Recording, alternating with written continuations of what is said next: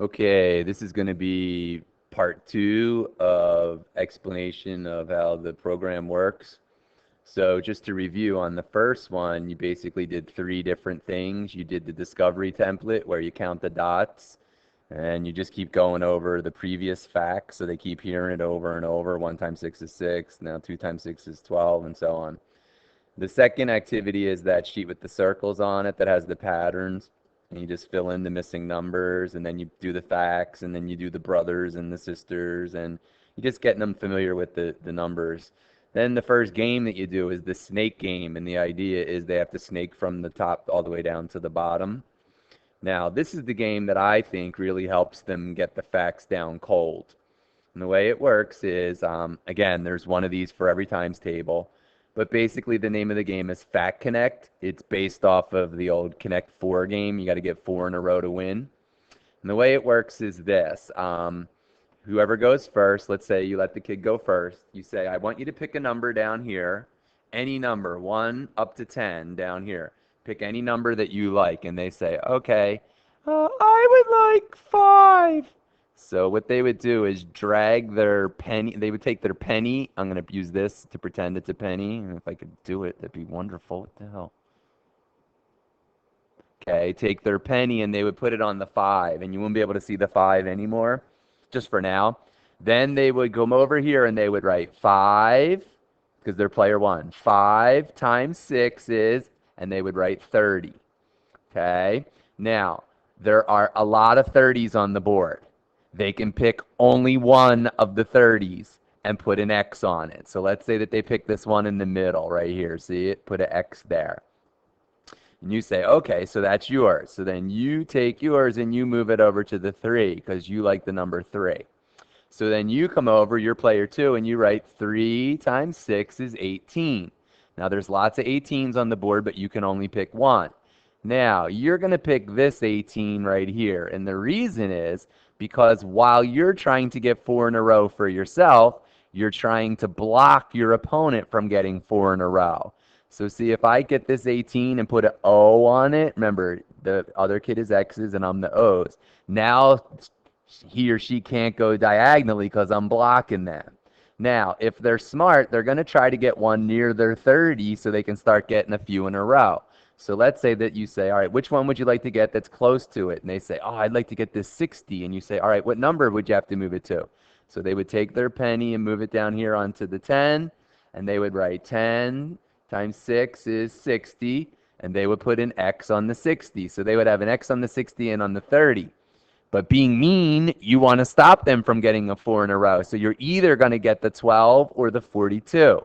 That way you can block them. So you put one, you want to get 12. So where would you have to move your penny to get 12? So you take your penny and you move it down to 2, because, as you know, 2 times 6 is 12. And you would put an O there. So they would have X and X here, but you would block them with an O. And they say, oh, but now I can get 3 in a row. So they have the 60 and the 30, and they want to get the 42. So they're going to move it over to the 7. Go up to their fact sheet, write 7 times 6, 42.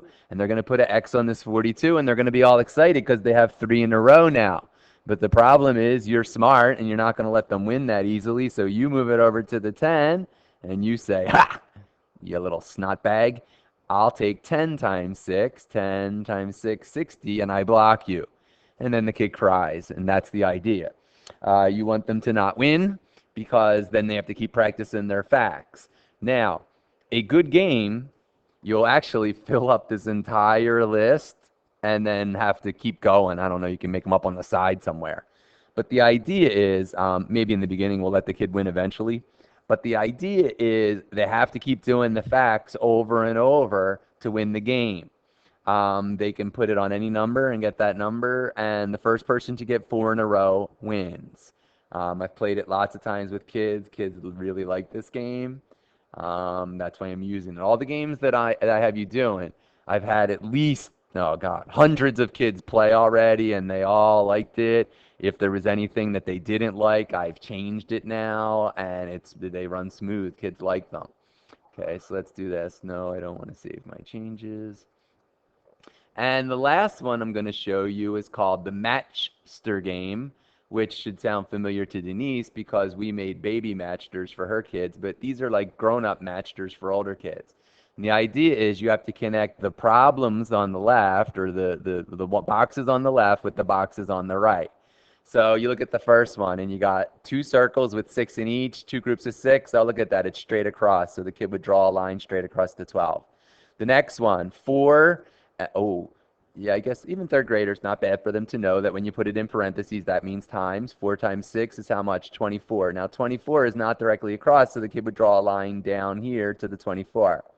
The next one, 0 blank 12. What's the missing number? That one goes down to the 6. And the next one is 6 sixes. Well, how much is 6 sixes? Well, you know that. Up to here, that's 36. This one is 3 groups of 6. It's 18. So you go down to 18. 5 parentheses 6 is 5 times 6 goes up to the 30. Come down to the next one. You got, excuse me. You have 36 something 48. What's the missing number? It goes all the way down here to the 42. 9 sixes are 54 straight across, and 8 times 6 is 48, and you're done. I always do a special pattern so that it's always like 3 in a row together, then these 2 all work together, and this 1, and then these 3.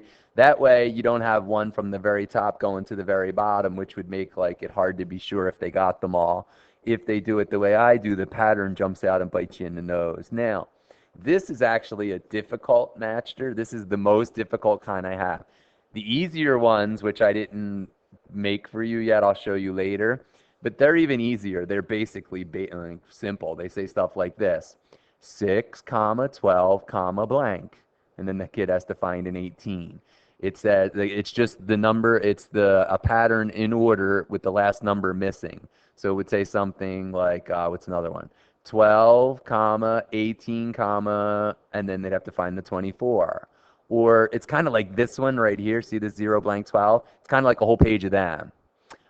There's other ones where, I forget, I've made versions where I think it says 4 times 6, and on the other side, it doesn't have 24. It has the letters to 24 scrambled up. So it'll be like 24 has the letters TWENTYFOUR, right? So what I did was I scrambled those letters all up and put them in one of these boxes over here. And the kid has to look, all right, is this 24? No, no. And then they'll find the letters to 24. And it just makes them concentrate. That's the whole idea of the game. So pretty much, like, this is the main meat of the program. Like, basically, you would do the discovery template, which is the circles with the dots, and help them find one group of 6, 2 groups of 6, and what they're equal to. Then you do that activity sheet with the circles on the back of that one. That's the back of the discovery template, and that just helps them see the patterns.